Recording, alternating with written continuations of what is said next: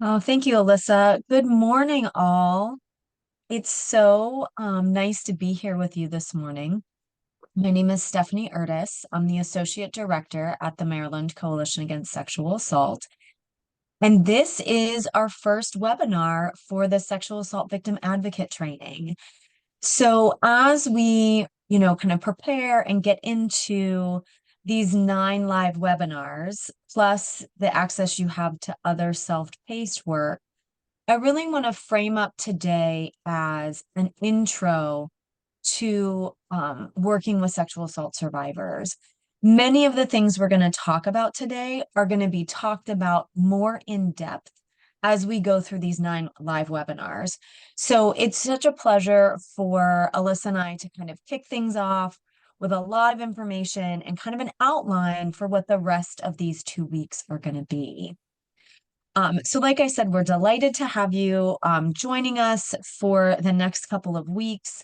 And to get started, we have kind of this, I don't know, practice or tradition at MCASA to start with a breathing exercise. So I want you to forget about everything for the next 2 minutes and really kind of allow yourself this time to get focused and ready for this training, not just for today, but for the next 2 weeks. So we're going to start by sitting or standing, whatever is comfortable for you, and really feeling supported. If you're standing, feeling your feet really supported by the ground. If you're sitting in your chair, uncrossing your legs if they're crossed and putting your feet on the ground.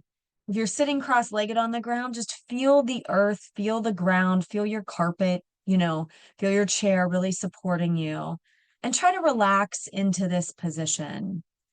You're welcome to close your eyes or keep them open and just kind of maybe relax that gaze or relax your face and neck and shoulders, kind of sinking into this position. And I want you to bring your attention to your inhales and your exhales, not forcing air in or out, just breathing. And try to bring that breath into balance so that your inhales are the same length as your exhales. Our breath can become really ragged. So maybe you had a stressful morning, maybe you've had some extra coffee. Just try to focus on balancing that inhale and exhale, leaving all that stress from the morning behind. Relax into the rhythm of this breath and just try, even for just a couple of seconds, to let your thoughts go. We'll take one deep breath together to the count of 4. So to begin, I invite everybody to exhale all the air in their lungs and then begin the inhale, filling your lungs to the count of 2, 3, 4. Pausing for a moment to hold that air in your lungs and then gently exhaling, releasing your lungs to the count of 2, 3, 4. Pausing with our lungs empty and then beginning that cycle over again, taking some deep breaths at whatever count is comfortable to you.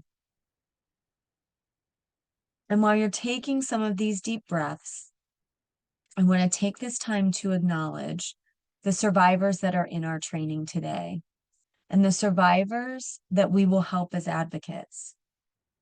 I also want to acknowledge the impact that interpersonal violence has on all of us. And with that, I want us to commit to a gentle and honest conversation and dialogue today and throughout this training as we learn together. Some of the content in this presentation and throughout the week may be triggering or cause strong emotional reactions. We invite you to take care of yourself during this time and to come back to this breathing exercise if it serves you. If you haven't already, allow your breath to return to normal with just a gentle inhale and exhale. And enjoy a few more moments here.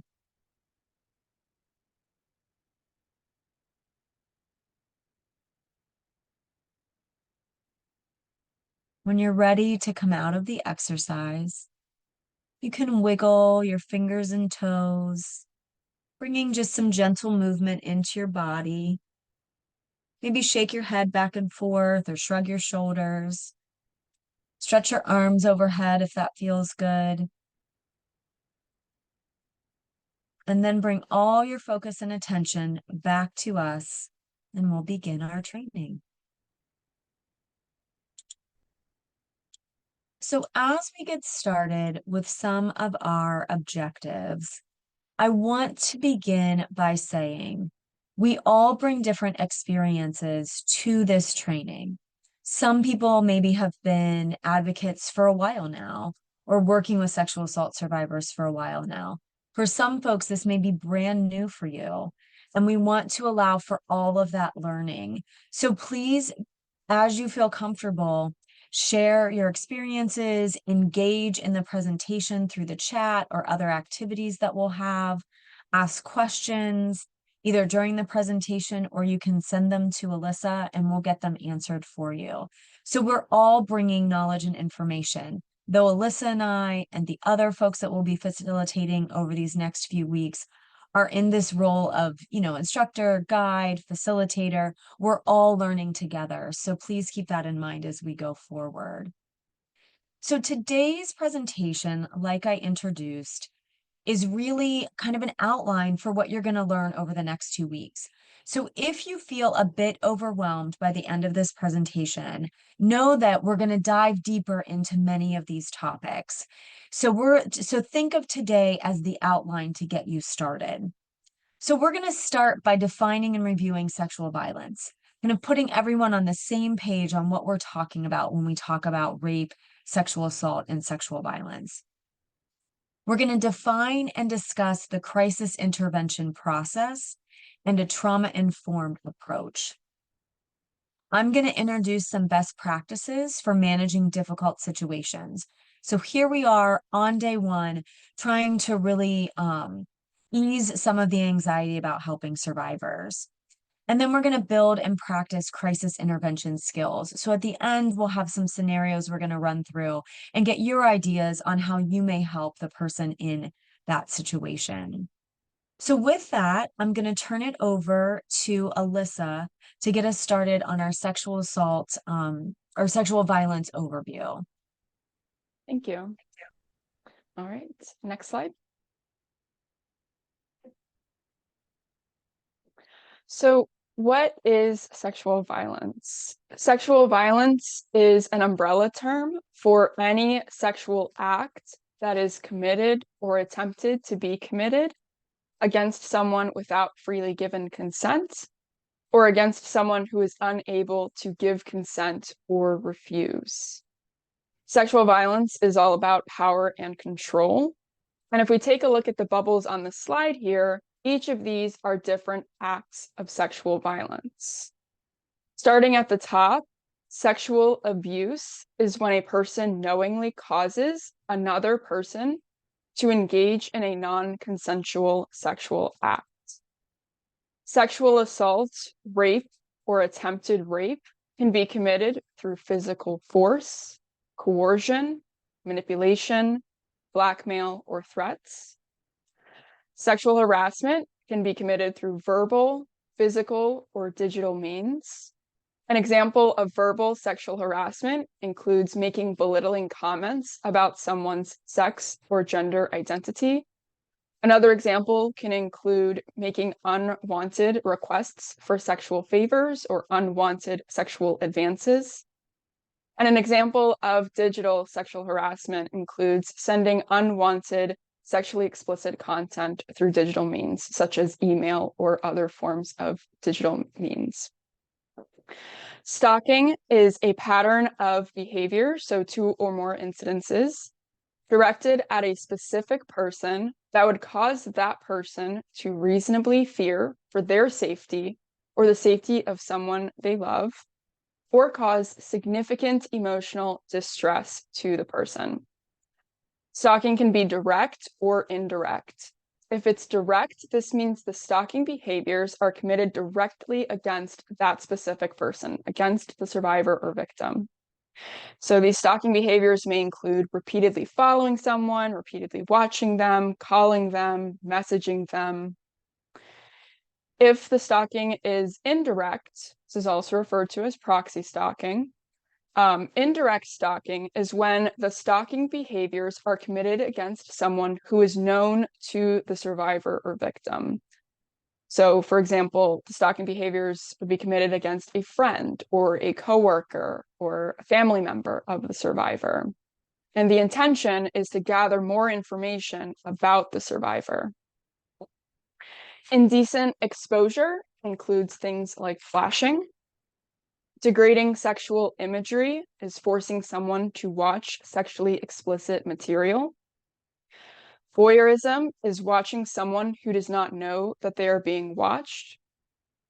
Cyber harassment or cyber stalking includes inappropriate behavior online, such as making lewd comments, hacking, stealing, sending, or distributing nude photos of someone without their consent. Sex trafficking is the use of force, fraud, or coercion to get someone to engage in a sexual act. This is often done by withholding basic access to needs such as food, or threatening to harm the person, or threatening to harm a loved one if they refuse. And sexual exploitation. This can be in the form of sharing sexually explicit content, such as images or videos, on digital platforms without the consent of the person involved. And this is also referred to as revenge porn. So each of these are different sexual acts. And in all of these, the biggest takeaway is that sexual violence is all about power and control. It is power over someone and control over someone. Next slide.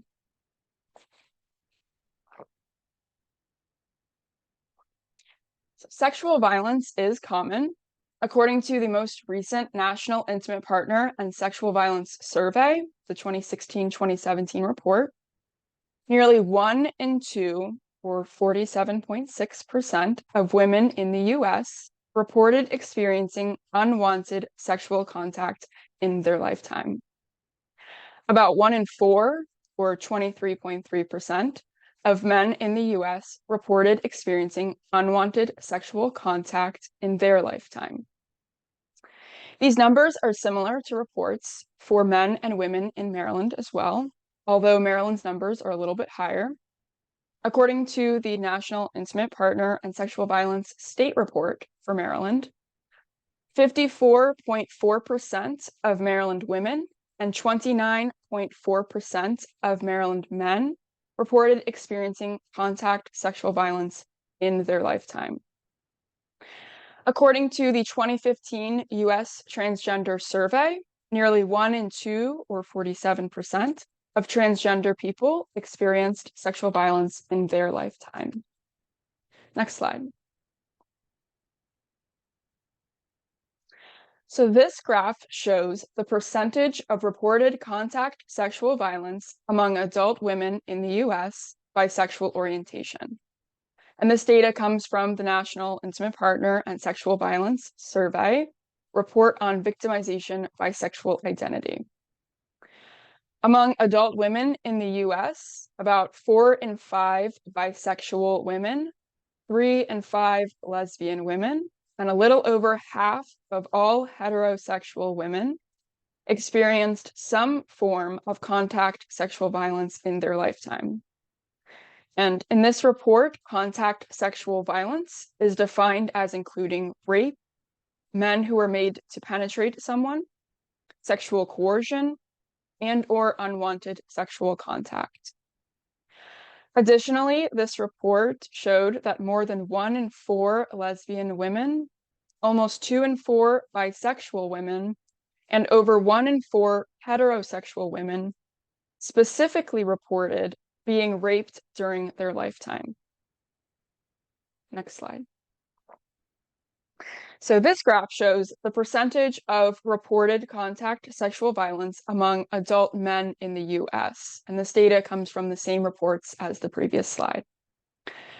Among adult men in the US, over half of all gay men and bisexual men, and about 3 in 10 heterosexual men, experienced some form of contact sexual violence in their lifetime.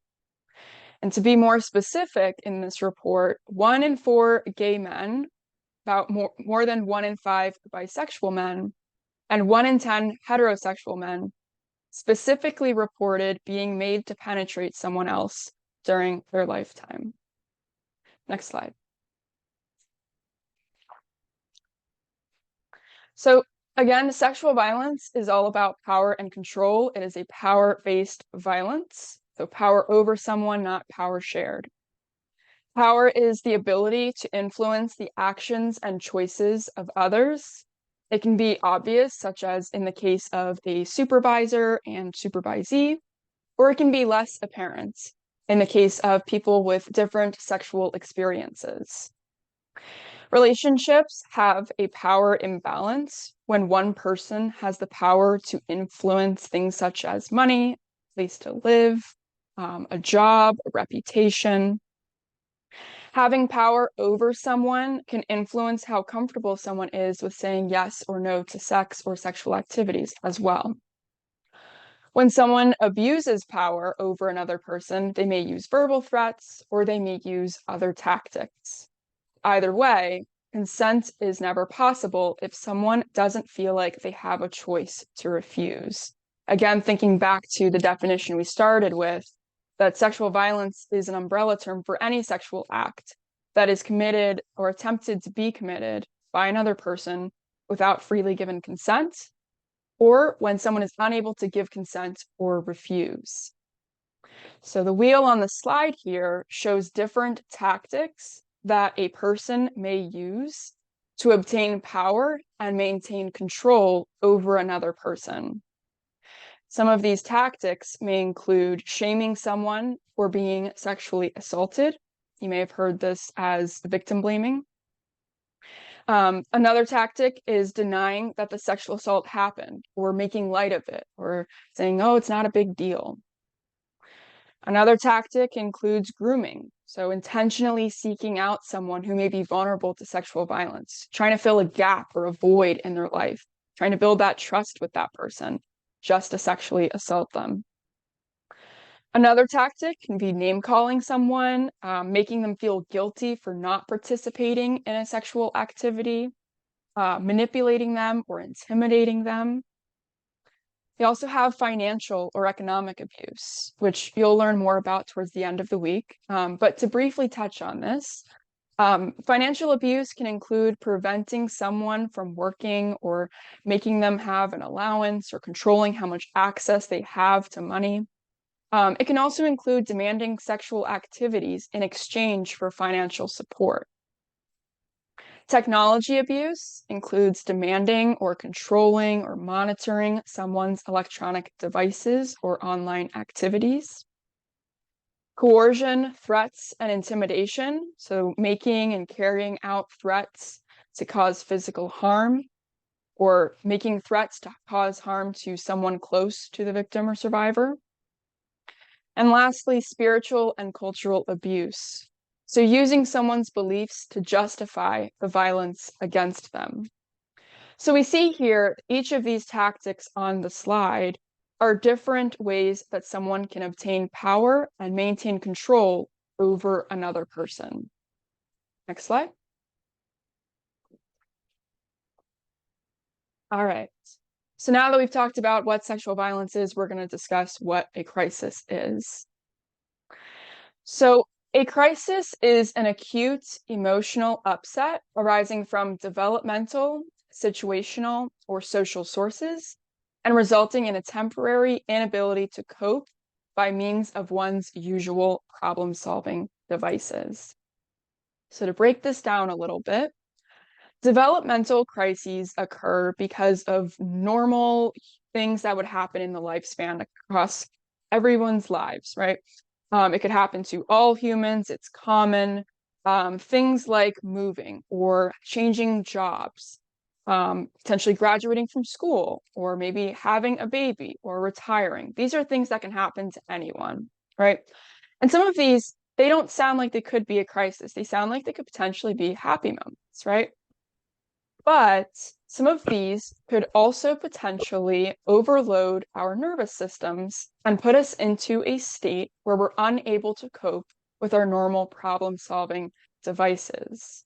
So that is a developmental crisis. The second type of crisis is situational. So this is the type of crisis we often think about when we think, what is a crisis? Situational crises are often unanticipated events that are random, sudden, shocking, and potentially even catastrophic. Some of these may include a sexual assault. It can include a robbery, a car accident, a sudden death of someone known to you, a diagnosis of a terminal disease or illness. It could also include a natural disaster.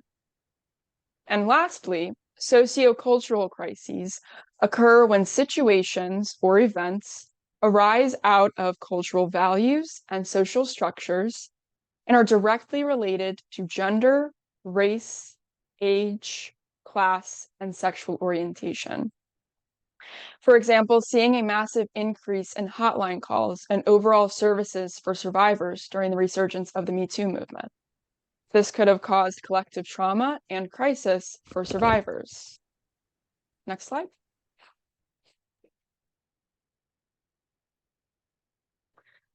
All right, so now that we know what a crisis is, let's talk a little bit deeper into what crisis intervention means. So crisis intervention is when an advocate identifies, assesses, and intervenes with an individual experiencing a crisis. It is immediate and short-term care that assists an individual in restoring equilibrium to their bio-psychosocial functioning and works to help them restore balance and reduce the effects of the crisis in their life.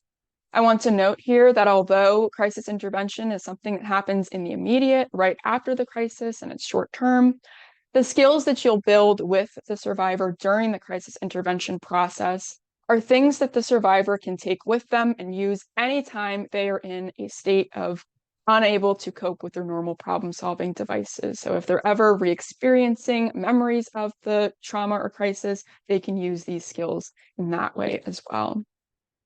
Next slide. All right. So a trauma-informed approach is based on the recognition that many behaviors and responses are often seen as symptoms expressed by survivors and consumers and are directly related to traumatic experiences that often cause mental health, substance abuse, and physical health concerns. So you see these 4 boxes on the slide here. These are the 4 main parts of what it means to have a trauma-informed approach.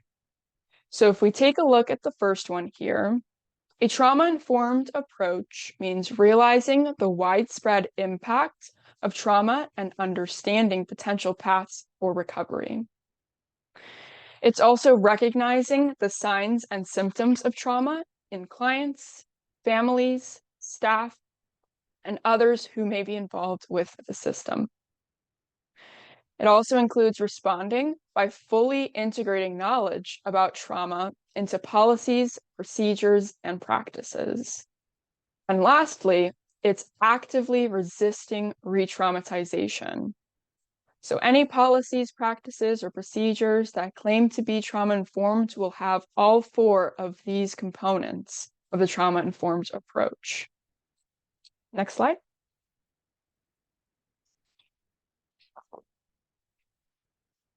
So instead of giving you a prescribed set of practices or procedures on what it means to be trauma-informed, we instead give you these 6 guidelines here on the slide of what it means to maintain a trauma-informed approach.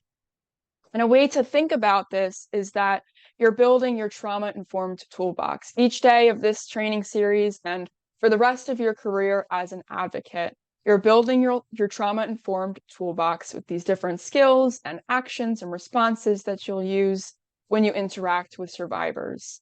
And no matter what, as you are interacting with survivors, you want to make sure that each of your actions and tools you're pulling out of your toolbox align with these 6 principles.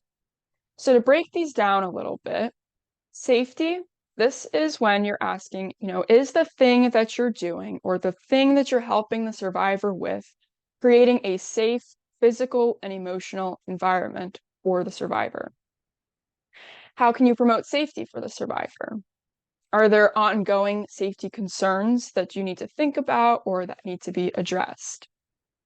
Number 2, trust and transparency. How can you build trust with the survivor? What can you do to minimize the likelihood of re-traumatization?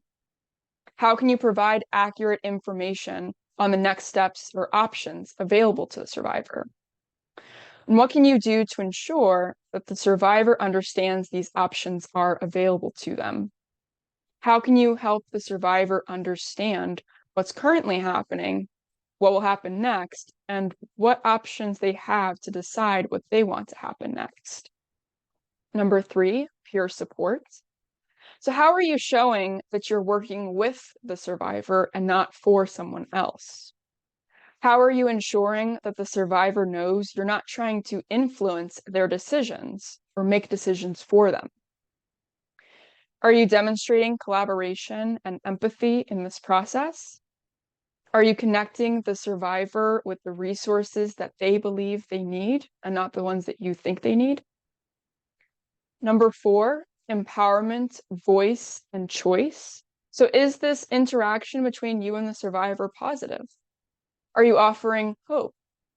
Are you validating their experiences, that they feel empowered to make decisions that they believe are best for themselves? Are you restoring their sense of control over the situation? Remember, as we talked about, sexual violence is all about power and control. So power was taken from them, control was taken from them. How are you helping them to regain that sense of control and power in their own lives?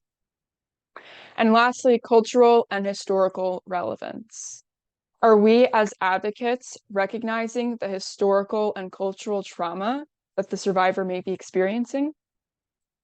And are we recognizing how this historical and cultural trauma may be compounding the trauma of a sexual assault? So when we're looking at a trauma-informed approach, it's going to follow these 6 principles. And when you're working with the survivor, you want to be thinking about these 6 principles and making sure that your actions and responses fall in line with these. Next slide. All right, so now we're going to talk a little bit more about the process of crisis intervention. Next slide. So this slide is about what you are doing in crisis intervention and what the survivor should be taking away from the crisis intervention process. During crisis intervention, it's important to remember that no 2 survivors are the same. You want to treat every survivor and every situation as their own unique person and situation. It's for this reason that we don't provide you with a set script or set steps of what crisis intervention process looks like. Instead, we give you these concepts, these skills, and these theories to help you address each unique situation. So it's important to remember that throughout your interactions with a survivor, you want to be actively listening. So you want to make sure that you're focusing on what the survivor is saying. Pay attention to body language, pay attention to tone of voice, pay attention to theirs and your tone of voice and body language. In crisis intervention, you want to help the survivor identify the crisis. So what are they currently experiencing? What led up to this situation? What put them into this state of not being able to cope with their normal problem-solving devices? You don't have to perfectly define this, but it helps to have an understanding of what is going on. You also want to help the survivor understand available resources and how to access them. So what can help the survivor and how can they get help? You want the survivor to become empowered to make their own informed decisions about what is good for their next steps. And you want the survivor to believe in themselves. As an advocate, you're providing that supportive and positive environment to help the survivor feel like they can regain control of the situation and make the best decisions for themselves. Next slide. All right, so the previous slide was about the what, and this slide is about the how. So it's how you, as the advocate, are doing crisis intervention to help the survivor reach the things we've previously talked about. So as an advocate, you want to establish rapport with the survivor. Crisis intervention cannot be successful if there is a lack of comfort or trust or support between you and the survivor. And remember, the survivor likely won't be comfortable, especially if this is the first time you're meeting with them. So whether that's a hospital setting, a court setting, or a hotline call. So you want to do your best to try and build as much trust and support as you can with the survivor in the short time that you have with them. And remember that first impressions are always important. You also want to assess the situation. So again, as I said previously, you want to be paying attention to body language of the survivor, body language that you're using, your tone of voice, their tone of voice. And it's especially important to be paying attention to tone if it's a hotline call, because you may not always see the person. You want to assess where the survivor is at. Is the situation acute? This means that the situation, the crisis, it's happening right now. It's immediate, or they're calling you right after it happened. Or is the situation non-acute? So this means the crisis happened a while ago, but something recently pulled them back into this state of not being able to cope with their normal problem-solving devices. So both of these situations, acute and non-acute, are important to consider because they require different approaches. If this is an acute situation where they're calling immediately after the sexual assault or crisis, you're going to help them assess their immediate safety. So are they safe right now? Is the person who caused the harm still around? Are they safe from that person? If this is a non-acute situation, then the situation happened a while ago, but something recently pulled them back into this state. The likelihood that they are physically safe will be a lot higher in this non-acute situation than if the situation just happened. But you still want to be thinking about, are they safe? What's going on? What's the crisis? You're assessing what the situation is. The third bullet here is the core of the crisis intervention process. So you're going to use de-escalation techniques if necessary, which Stephanie will talk about more during the later half of the presentation. And you're going to use these to empower the survivor to make the decisions that they believe are best for themselves. You're also going to talk through resources, create an action plan if they believe that's helpful for them. You're going to be basing all of these decisions off of what the survivor is telling you they need. You're going to provide information and support, and overall let the survivor lead this process. And if at this time they don't feel like they can lead the process, then you'll support them until they do feel like they can lead the process. And lastly, you want to provide the survivor with closure. So talk through that action plan if that's what was come up with. Make sure you have correct contact information. Make sure you're being transparent with what your agency is doing with the contact information. Answer any last questions the survivor may have. And make sure you're consulting with your agency protocol when it comes to closure with the survivor. Next slide. And I see in the chat we have a question. So yes, this is being recorded, and it will be emailed to you in a follow-up email later today. You'll also be receiving a copy of today's PowerPoint slides. All right. So now that we've talked about what sexual violence is, what crises are, and what the crisis intervention process includes, my first question to all of you is, what type of information may a survivor in crisis need? And feel free to put this in the chat. So what type of information may a survivor in crisis need?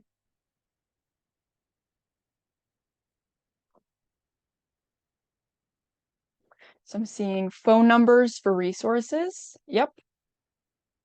Resources, medical care, safe housing. Yep. Shelter, mental health, options for next steps, assistance with obtaining a counselor, potentially for therapy, legal resources, an active listening ear. Yes.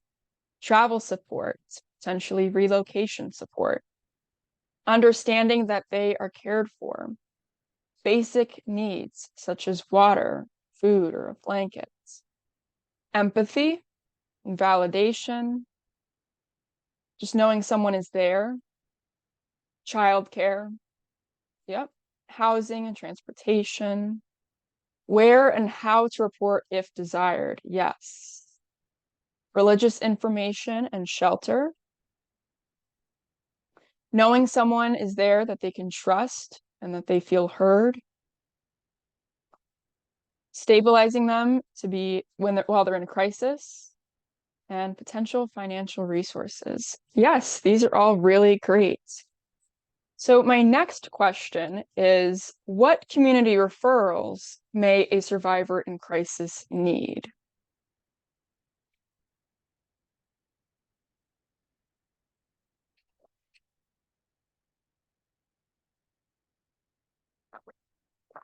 Shelter, legal, hospital, safe housing, information about sexual assault forensic exams.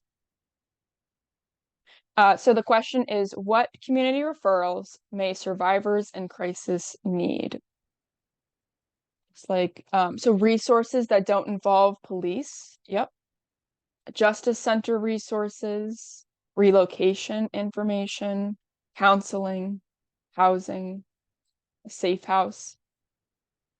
Depending on the crisis situation, maybe safe mental health resources, therapy,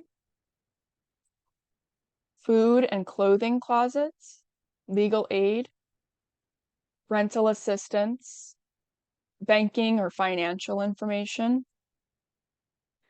Yes, these are all really great. Thank you all so much for participating. I'm now going to turn it over to Stephanie for the rest. Oh, and trauma group meetings. Yes. So I'm going to turn it over to you, Stephanie. Great. Thanks, Alyssa. So Alyssa did a great job of setting us up with some information about crisis intervention. I'm going to talk in these next two slides about really specific do's and don'ts when you are in those situations with a survivor.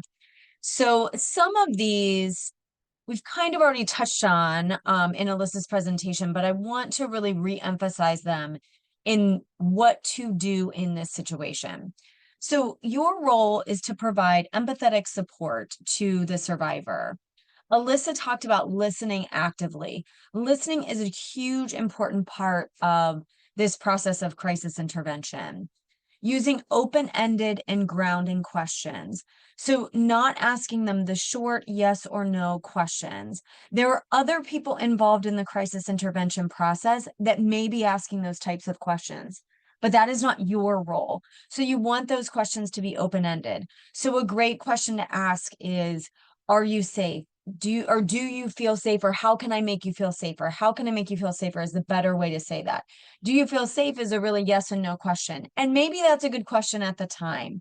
But elaborating on that and how could I make you feel safer gives them a chance to really assess what they need in that moment, which is helpful.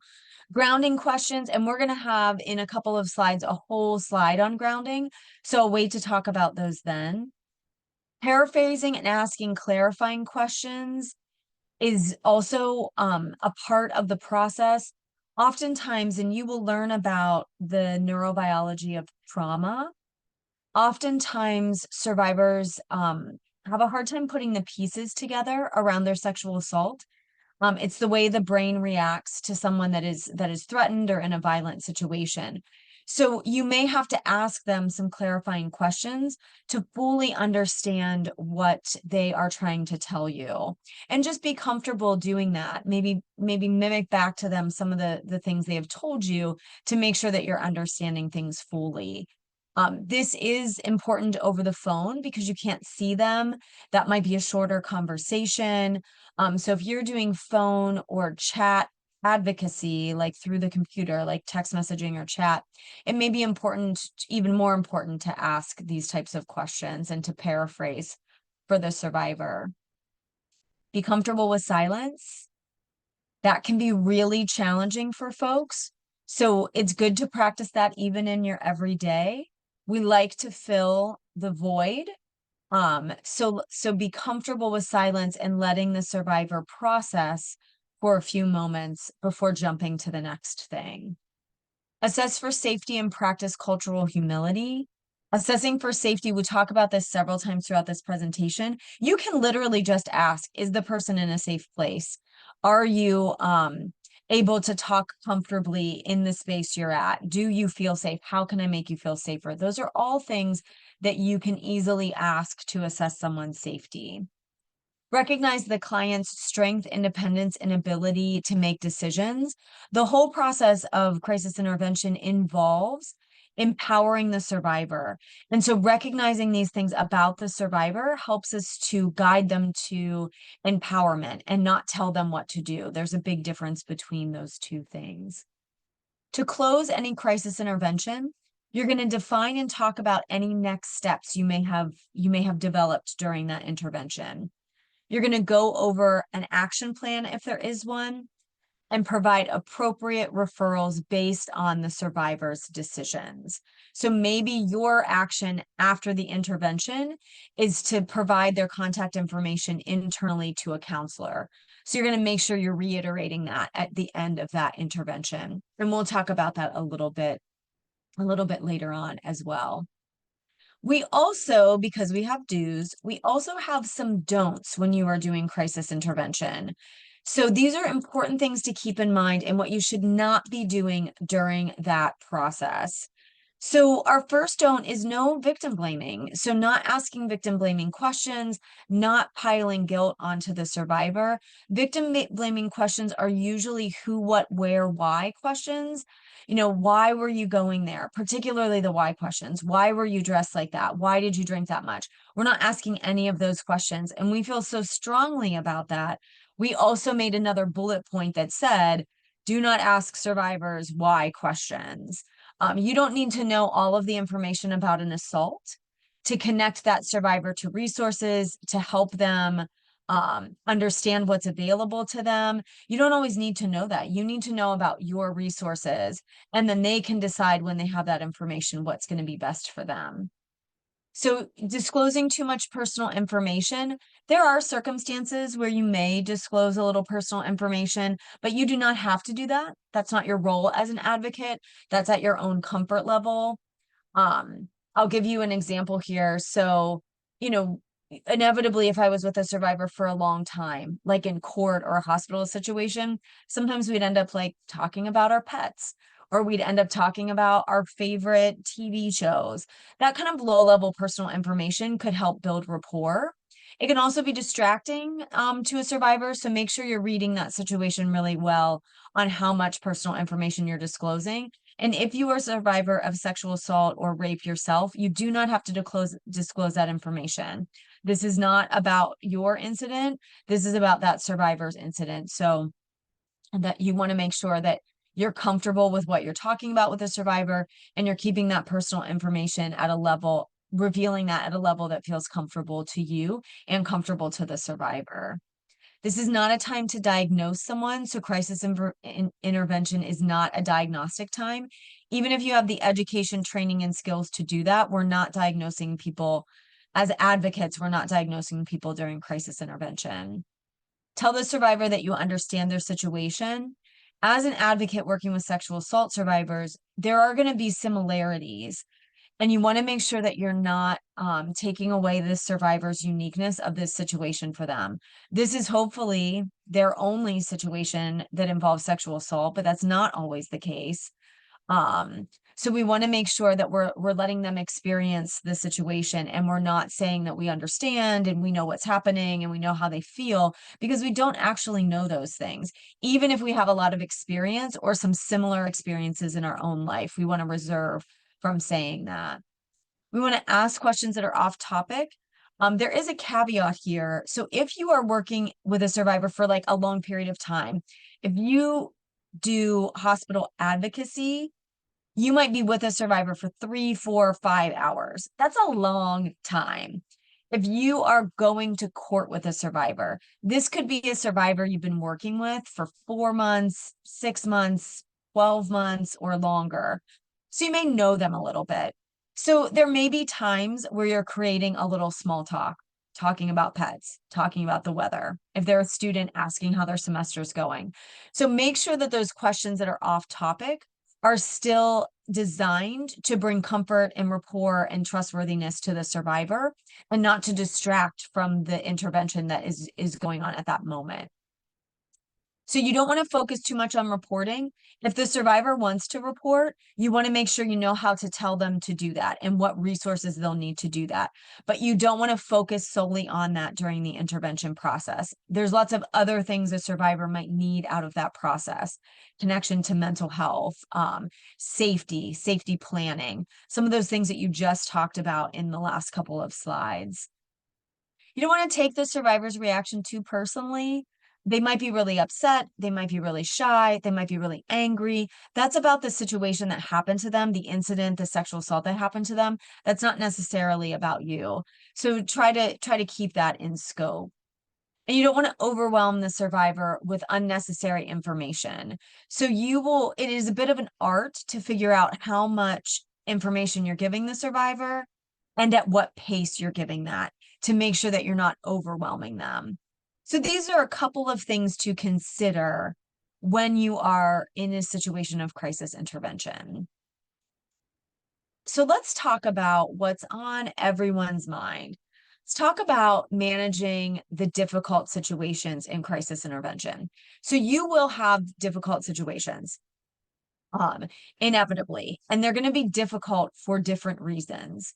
So we want to talk about this on day one, so that as you are learning other information, you're kind of prepared for what could come up. So much of what can make an intervention difficult is normal trauma response. Someone being angry or confused or crying or feeling numb or not being able to remember, all of that's normal. It doesn't feel normal to the survivor, but we know and understand more about trauma. So we know that this is kind of normal stuff that's happening. So the best thing to start out with is to evaluate the situation. Ask yourself, what is making this intervention difficult? So you're really taking a pause from your role as the advocate and just thinking, what's happening here? So is there something going on the survivor's end of this? They don't want to talk, they're crying, they're distracted, they're intoxicated. All of those things can make a situation difficult. Is there something on your end that is making it difficult? Are you distracted? Are you triggered? Are you in an area that's not safe or good for talking for you, or for engaging in this process? Is it something that both of you are experiencing? If you're on the phone or doing a chat intervention, like through text messaging or chat through a program on your computer, or even a Zoom meeting or a video call, is it a bad connection? Are you both experiencing this? Is it hard to hear the person, or is it hard for them to hear you? Are you both distracted by something? And then once you've kind of figured out what might be making this difficult, you're going to work with the survivor to help solve that problem. So one of the things that made interactions difficult, like crisis intervention interactions difficult, when I was doing advocacy work, it was often a distraction. So, I would be on the phone on a hotline call, and I could hear the television in the background, or a radio, or a lot of noise. So I would kind of work with the survivor to figure out if there was a way they could go someplace quieter, or with someone watching the TV, maybe they could just turn it off. They might have had it tuned out in their own mind because it was their TV. So kind of working with them to find a solution. When I did hospital advocacy, sometimes the nurses in the emergency room would turn on the TV for the survivor, which is great. That can bring some comfort and burn some time while you're waiting for that forensic exam. But it could sometimes be distracting when I was talking to the survivor. So I could say, if you want to watch the show and I can just hang out here for a while if you have questions, great. Or if you want to turn it down, I can tell you about some of our resources, then we can turn it back up or turn the channel, and kind of working with them on what they feel comfortable with at that moment and how to remedy what might be going on and causing a difficult situation. The other thing is crying. Like sometimes survivors would just be crying too hard to talk. And so you just take a break. You're just like, hey, well, let's just hang out here for a while until you feel more ready to talk. Like crying is okay, crying is normal, like crying is accepted here. If I was on the phone with a survivor crying, I could always invite them to call back when they felt more ready to learn about some of our resources. So those are some things to think about when you're evaluating that situation. You want to validate that what happened and the emotions around it, whether that's anger or sadness or any of those things, are valid. All emotions in this circumstance are valid. You want to acknowledge the difficulty in seeking help. This is really helpful if someone is really upset or crying. Like to tell them that this is really hard, to reassure them that this is hard and their feelings and reactions are valid can be really helpful in comforting a survivor. You want to assess the resources that you both have around you that can support that situation, especially if they aren't in the same room as you, in a chat situation or in a video situation or in a telephone situation. Ask them if there's something around them that can bring them comfort, if there are family and friends available at that space to help them through this difficult situation. If you're in the same space with them, work with them on what resources you have available right then that might be able to help bring some comfort and clarity to this situation and to help them through that. You want to provide them resources. If they are really struggling with telling their story or they're crying, you can always ask them if they are interested in hearing about some of your resources. In many cases, this survivor will have reached out to you or your organization. So they will have called your hotline, or they will have told the folks at the hospital they want an advocate present. So there's something that they want out of this interaction. Like I said earlier, you don't have to know the details of their assault to provide the information about your organization. And then that might give them something to grab onto, ask more questions, and get some more information that can help bring some clarity to what they might want to do next. You can always invite the survivor to take time to reflect, make decisions, or rest. There is one thing involving sexual assaults that is time sensitive, and that is the sexual assault forensic exam. So you will learn more about those exams, sometimes called rape kits, in a couple of days. But what's important to remember is the closer to the incident they have that evidence collected and they receive that medical care, the more options they will have. So it is worth it sometimes to explain that to folks that have experienced a recent incident of sexual violence so that they know that they have a bit of a timeline on how effective that will be, and that will help them make the best decision. You would not say you need to get a rape kit done in the next 24 hours. Not only is that not accurate, they need to make that decision on their own. They don't need you to tell them to make that decision. So the way that would look is you are within the window of collecting evidence and getting medical treatment. So the sooner you get that, the more options you have, something to consider for you as you're making your decisions. So there's a big difference between you need to get a rape kit in the next, 2 to 3 days, opposed to here's the information that I want to share with you so that you can make the best decision for yourself. Besides that sexual assault forensic exam, survivors have lots of time to reflect and make decisions and rest and really consider what they want to do. The legal process, if they want to engage in that, is moves slowly. The mental health resources available to them don't have a time limit on them. They're available to them for a long time. So you can invite them to do that reflecting and resting in order to decide what they want to do next. We're back to assessing their safety. So asking them about how they feel safe and what you can do to make them feel safer, if they feel safe, are all important aspects of, mitigating a difficult situation. Asking grounding questions, if appropriate, can help with difficult situations. And if necessary, move towards ending that call or that chat or that interaction that you might be having with that survivor.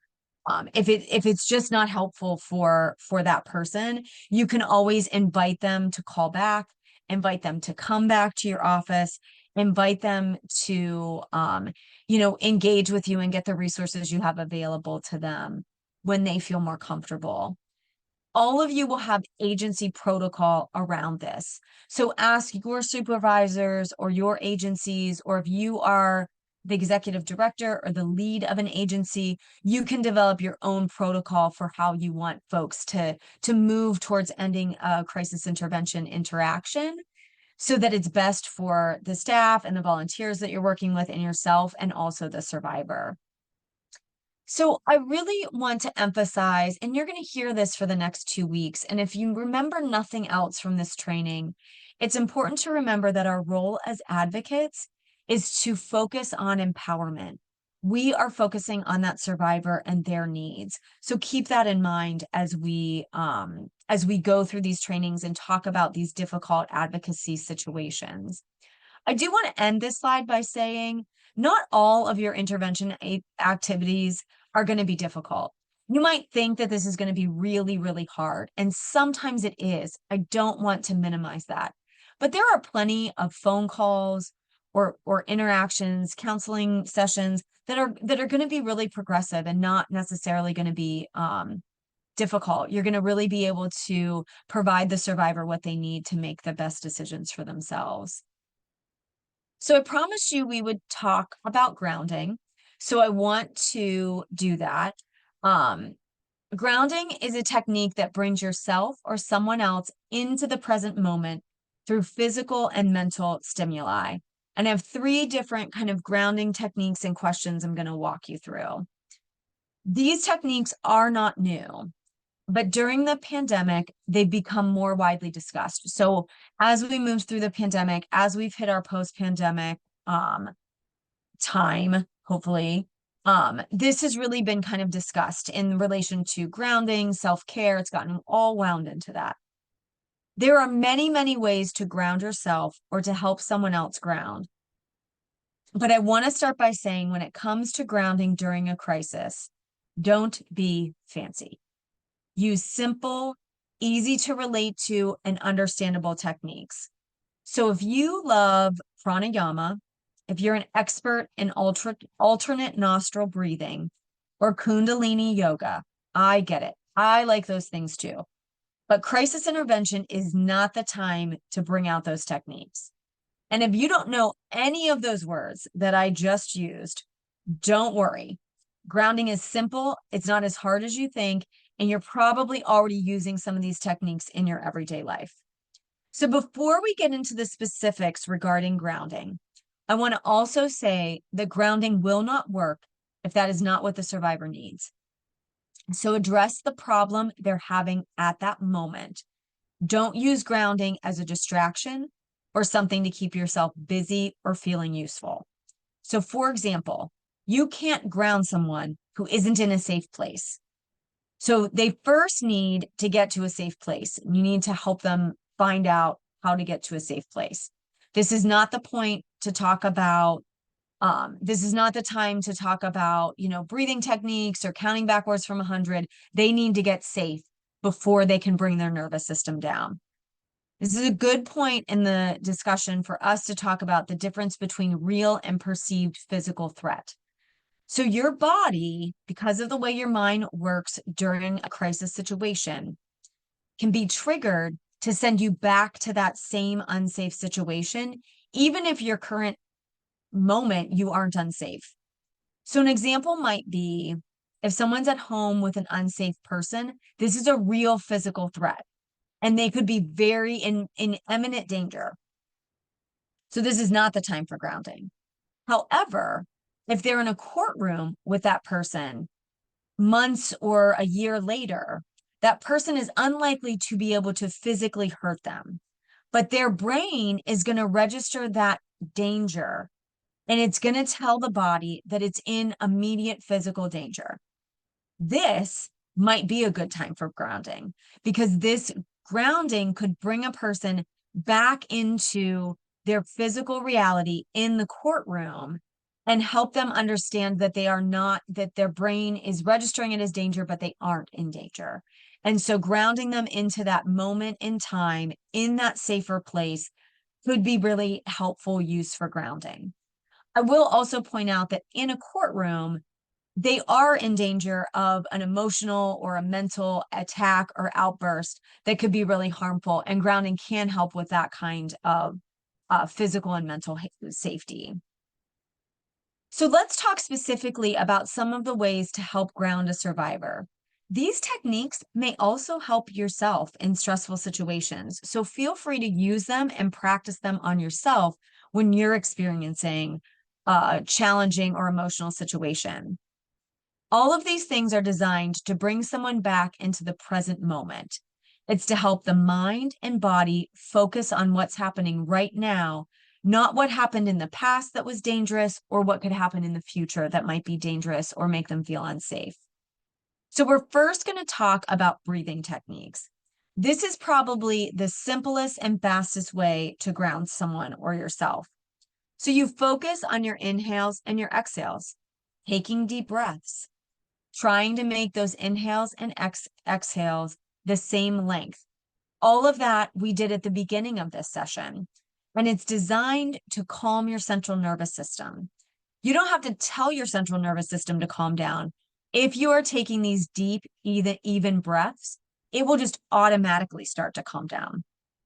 Like I said, it's helpful if they're the same length or if the exhale is a little bit longer. That can help calm that central nervous system a little faster. So if you can, it can help if you count. So pick whatever number is comfortable, 3, 8, 4, doesn't matter, as long as you're kind of counting that inhale and exhale. And the trick to concentrating on the breathing and trying to make it even is to really, those are the tricks. You're trying to concentrate on the breathing and making it even. I have 2 pro tips here. Don't tell someone to take deep breaths. Invite them to take deep breaths with you. Commanding that they take deep breaths is taking away some of their power, which we don't want to do. It can be very off-putting, like, don't tell me what to do. But inviting them to take deep breaths with you gives them the choice. It's also helpful if they can sense your breathing. So having them use one of their other 5 senses to understand the rhythm that you're breathing at can help them.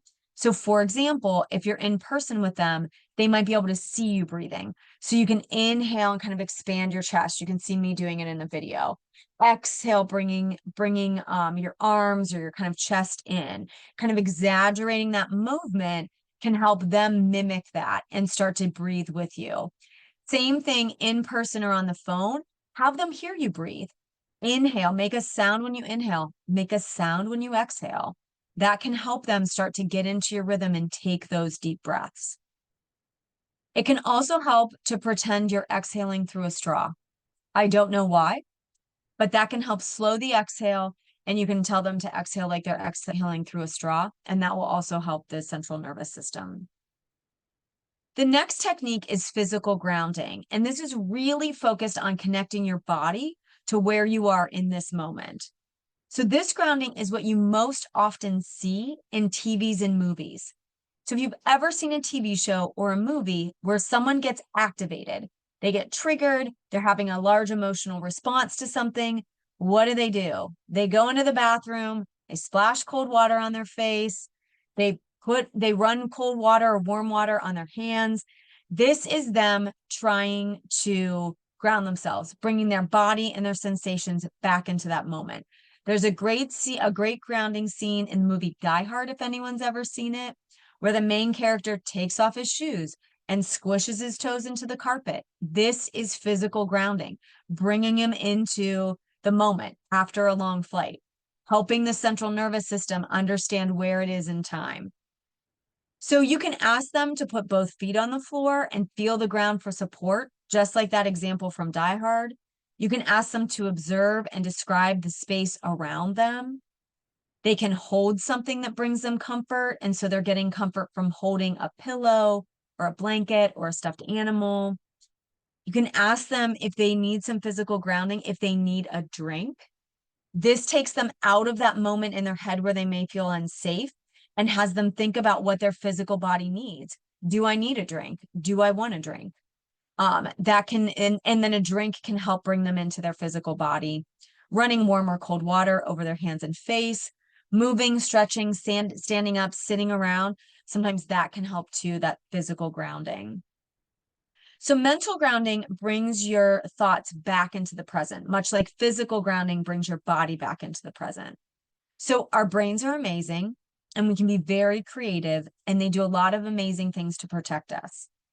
You'll learn about that in the neurobiology of trauma section in a few days, and all the amazing ways that our brains react to trauma. These same parts of the brain designed to keep us safe can also pull us out of the present moment back into an unsafe situation. So that's what post-traumatic stress syndrome, triggering, uncontrollable thoughts of doom, all of that is a response to past trauma. With mental grounding, you can use the brain to bring ourselves back into the present moment and out of that sexual assault that we experienced or that rape that the survivor experienced. So you can do a safe statement, sometimes called a mantra. So just having someone repeat in their head or out loud, I'm safe, I'm okay now, no one can hurt me. If you have a safe statement or mantra that you use and you're comfortable sharing it, I invite you to put that in the chat so that everyone can see it. Saying the alphabet forwards or backwards, or counting forwards or backwards, sometimes that can help with mental grounding. If you've ever had surgery where you've been under anesthesia, the anesthesiologist, the person that's putting you under for the surgery, will ask you to do this. That's to kind of get your head out of an anxious space and bring you back into that moment. You can recite a poem, scripture, or a prayer can help somebody with mental grounding, and or singing. And the singing is really interesting because not only does it mental grounding, it can also help with your breathing. So it can be breathing grounding as well. It can be part of that technique. So this is just a quick lesson to review some of our grounding. I encourage you to practice some of this the next time you're feeling stressed. So maybe you're standing in a long line or you're waiting at the doctor's office. Try some of these techniques and see how they work on you and how comfortable you feel using them. And then imagine yourself working and you doing that work with a survivor and leading them through some of these techniques to help bring them into that present moment. So I want to talk about closure for advocates as well. So when you have finished an interaction with a survivor, crisis interaction, you're advocating for them in a situation. After that's over, I want you to also take time to evaluate your own feelings. Do you feel stressed? Do you feel proud? Do you feel sad? Do you feel like you have a lot of energy? Check in with yourself after these situations. Appreciate yourself for what you offer to that situation. Even if you're feeling stressed about it, you offered something good to that survivor. And if you're experiencing some strong feelings of judgment towards yourself about how you handle that situation, take some time to think about that. Maybe write down what you would want to do differently, take some notes, maybe shuffle your resources in a different way so you have them available in a way that's easier for you if you discover that's going to be helpful. But I want you to put a time limit on this, and I want it to be short, 2 or 3 minutes, maybe up to 5 or 10, but no more than 10 minutes to pass judgment on yourself during this situation. Don't ruminate about it. Don't let it spiral in your head. spend a little bit of time assessing, and then move on and practice some self-care. We'll talk a lot about self-care in our last session, but practice some self-care in that moment. What do you need in that moment? Do you need a drink of water? Do you want to take a hot shower? Do you want to scroll through social media for 10 or 15 minutes to kind of get yourself calmed down? We'll talk about long-term self-care and what you do to sustain yourself overall. But it's important to also have a plan for sustaining yourself after these incidences, especially if some of your long-term go-to self-care isn't available. If you get home from a crisis intervention incident at 2 in the morning, you might not be able to take your short walk around the block to get some fresh air. So what else might you do at 2 in the morning to help yourself after one of these situations? So I want to talk about 3 very specific advocacy situations that you might be in. So this might be beyond the crisis intervention, or they might also incorporate crisis intervention.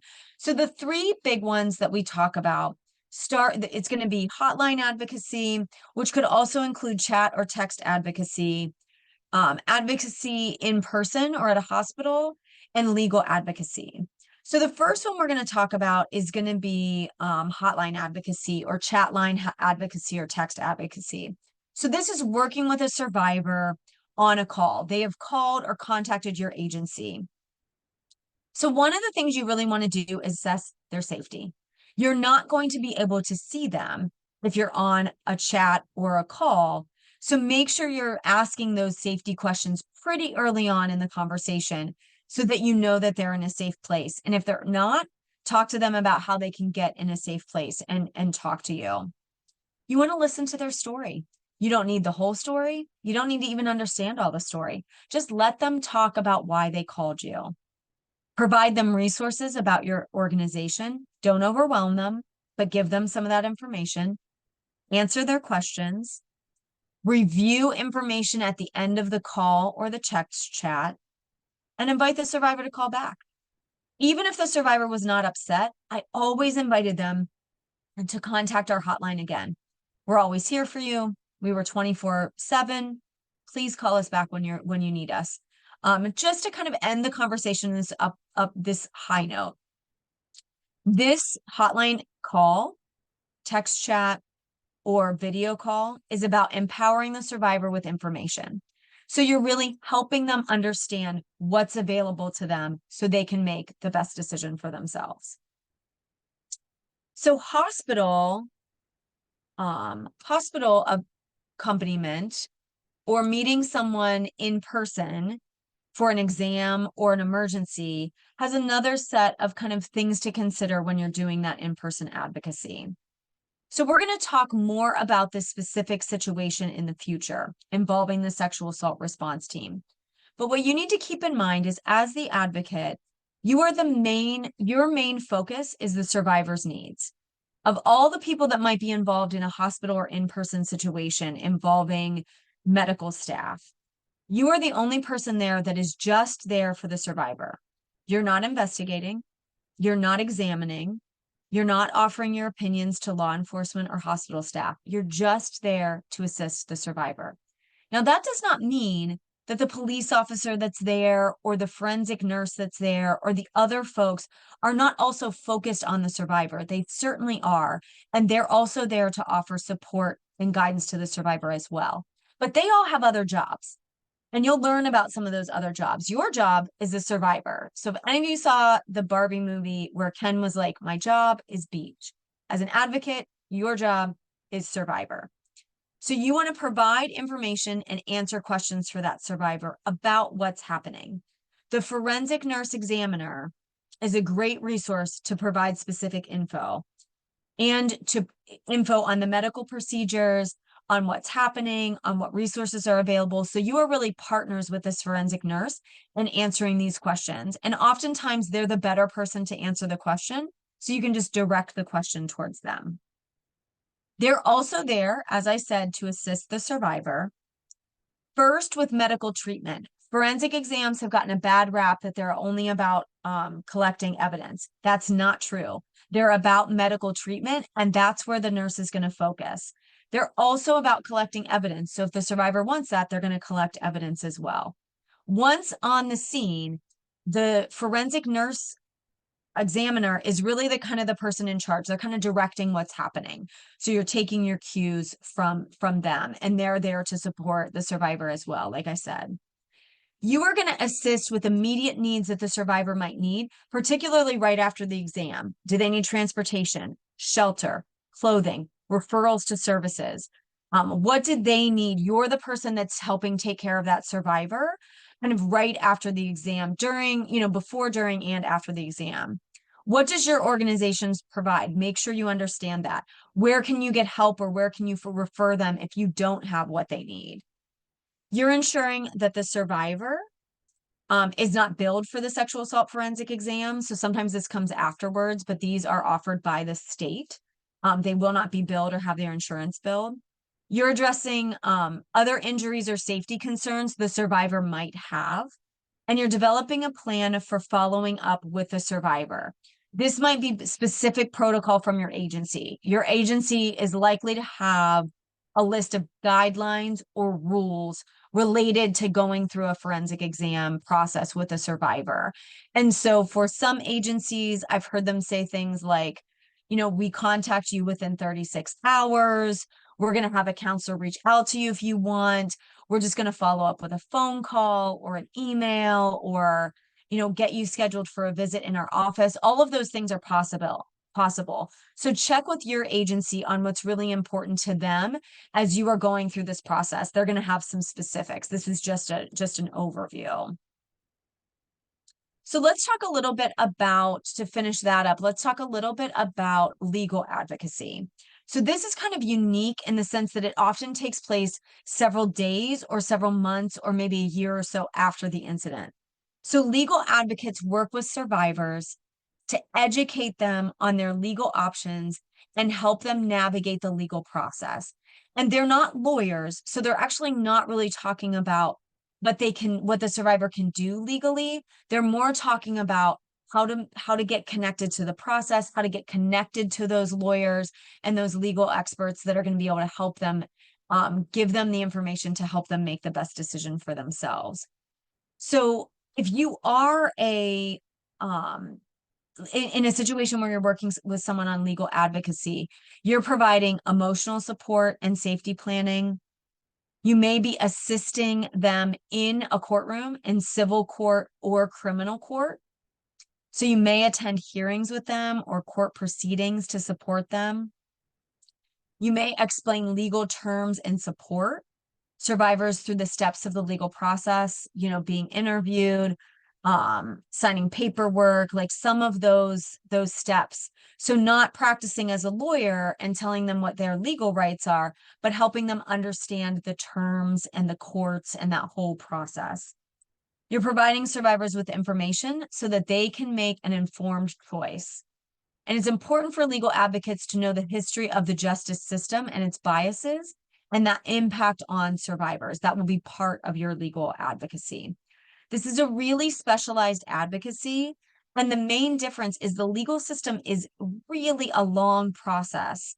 So it's still traumatic, but you often know when you're going to court, or you have some plans around when you might file a peace or protective order. Tomorrow, you're going to spend some time with one of our legal advocates, and they're going to talk a little bit more in depth about that process. Important thing to keep in mind here is you don't want to engage in the unauthorized practice of law. So you don't want to be in the role where you're telling them and giving them legal advice. You want to make sure you're maintaining that role as an advocate. I will give you an example. When I did legal advocacy with survivors, some of the most important work I did was just explaining the courtroom to them. I made sure they knew where the parking garage was. I made sure they knew how to get that parking fee waived. I made sure they knew when they were going in the courtroom what door they went in, that there would be a metal detector, that they might want to bring some things to keep them occupied while they were waiting for their time in court. A book, coloring book, something that would de-stress them. I made sure they understood the rules about telephones. I kind of walked them through what their concerns were. That was often the most important legal advocacy work I did. Many of you that are going to be full-time legal advocates are going to have a lot of responsibility here. But it's those of you, but I also want you to consider, like, Court is, if you go to court often as a legal advocate, this might be the first time they're ever even going to a courthouse. So make sure we're not getting too far ahead of ourselves in legal advocacy and we're focusing on what those survivors might need. So we are going to finish up today. We've given you a lot of information. We want to finish up today with a couple of scenarios. So we're going to run through these and offer for you to put in the chat or to come off mute to answer some of these questions that we're going to ask you. So the first scenario is an in-person advocacy or an on your in-person advocacy. So you're working as an on-call victim advocate and you receive a call from the local hospital that a survivor is requesting an advocate during a sexual assault forensic exam. When you arrive at the hospital, the survivor is clearly distraught and very anxious about the exam. This is not uncommon. As the exam proceeds, you can see the survivor is visibly uncomfortable as more invasive swabbing begins. She stops the forensic nurse and asks if she can have a few minutes to speak with you because she does not want the exam to continue. But worried if she doesn't complete the exam, she may not have enough evidence to start a case against her perpetrator. So how would you, along with the support from the forensic nurse, offer this survivor, how would you offer them support during this scenario? And what options are available to them during the forensic exam? Don't worry, we know that you don't know all of the answers to everything. This is just the first day of training. But what are some of your ideas on what the survivor might need and how you might help them? So please put that in the chat. I'm going to refer to the chat here. Also, if you have any questions on the content we ask, we'll be around at the end, but feel free to drop those in the chat as well. So Donna offered, I would ask the nurse to take a break and engage in some calming grounding techniques. Excellent answer, Donna. That would be an excellent way to use grounding. Maybe they need to take some deep breaths. Maybe they need a drink. I will say that during forensic exams, often the nurses do not want the survivors to eat and drink, but you could also work with a forensic nurse to say, can we do a procedure? Like, what do you need to do before this person can take a drink or before they could, have a couple bites of a snack? You could ask them to reorder the exam in order to bring more comfort. Asked to hold their hand for comfort. So this is really interesting, Kelly. I'm glad you brought this up because sometimes it's really appropriate during a forensic exam to do that. And sometimes survivors don't want to be touched. I had a survivor one time in a forensic exam. I was used to not touching them, right? Like, I'm not going to give them a hug. I'm not going to touch their hand. And I had a survivor one time during the exam wrap her whole arms around me. That is what she needed. That is what she wanted from me. And so I just held her for a minute while she cried. She was getting a shot and she was afraid of needles and she had been very stoic through the whole thing. And this is the moment she needed that comfort. I was comfortable giving it. So I did that. So as long as the rule here is as long as you just have to ask if they want you to hold their hand, ask if they want you to touch them, give them a hug and anything like that. And that's appropriate if that's what they want. And if you feel comfortable doing that. So I'm glad you brought that up. That's a great one. They might need information regarding the procedure and what's going to happen next. Sure. One of the things we always forget about is telling them how long it's going to be. Like, oh, we're about halfway through. We're almost done. Those things could be really comforting to a survivor. So that's a great point, Deborah. So very, very much like explaining some of what's happening next and what's happening in regards to the procedure. Validating their worries, reminding them that it's their decision. Excellent. Excellent. These are excellent, excellent examples of what a survivor might need. There might be other ways to gather evidence. So sure, talking about some of those things, getting some of those questions answered, knowing that this might not be the only option. The other thing to consider here, which you may not know yet, but you would know at the end of this training, is that survivors, can often opt out of just one part of the exam. Maybe they're like, listen, I can't have you do this one thing. Like I don't want any shots. Like I don't want the medication in a needle form.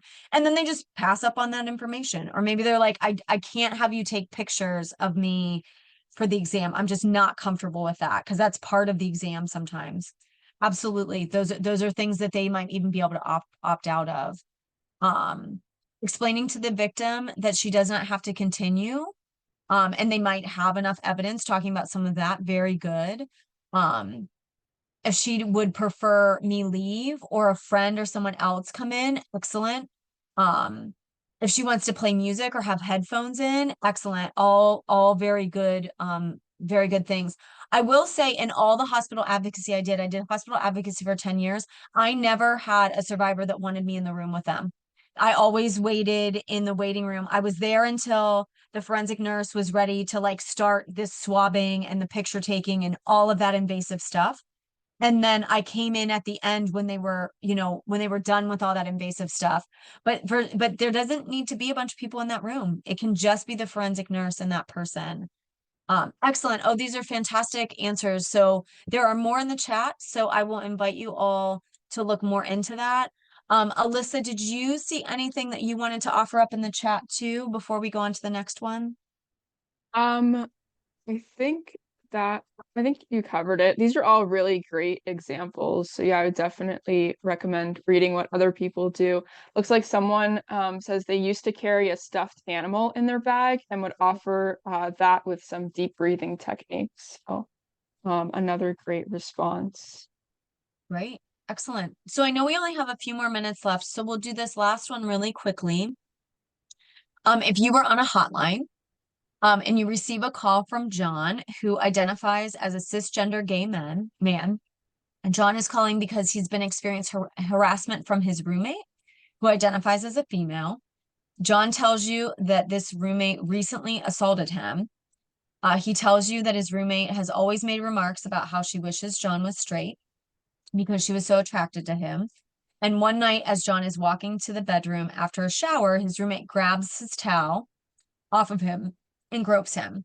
John calls the hotline because he's unsure of his options. So what support on a hotline call would you give John, and what specific resources might he need?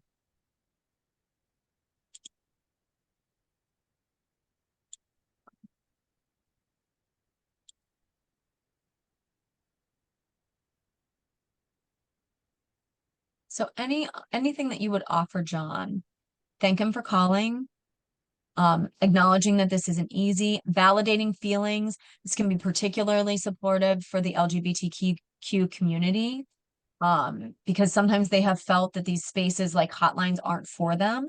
So very much validating their feelings and thanking them for calling. Asking if he feels safe staying there or if he needs to move, and finding those resources. Excellent. Supporting him the same as any other survivor. Absolutely. Um, Maybe providing some LGBTQ specific material or resources. In situations like this too, it might just be that John needs to talk about this incident. Have you ever had those times where you're like, I just need a gut check on this. I just need someone else to know that this happened to me. And then I want to know what's available to me to help me through this situation, like counseling, like housing options, like maybe legal options if he has to do something like break a lease. So yeah, these are excellent answers. You can keep them coming. And this brings us to the end of your first workshop. This is my information and Alyssa's information on here. So Alyssa, I will turn it over to you and invite anyone who still has questions to put those in the chat. Thank you. Just a moment while I add my spotlight.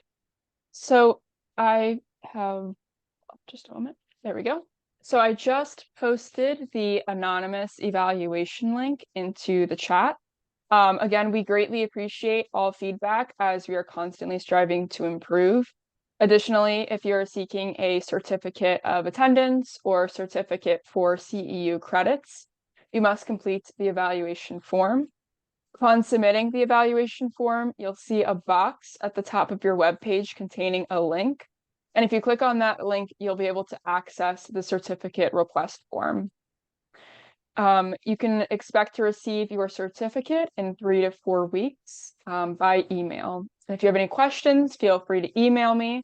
I'll be sending out a follow-up email later today with a copy of today's recording, the PowerPoint slides, as well as the evaluation link. Thank you all for being here today. We hope to see you tomorrow, and we will hang around for any questions.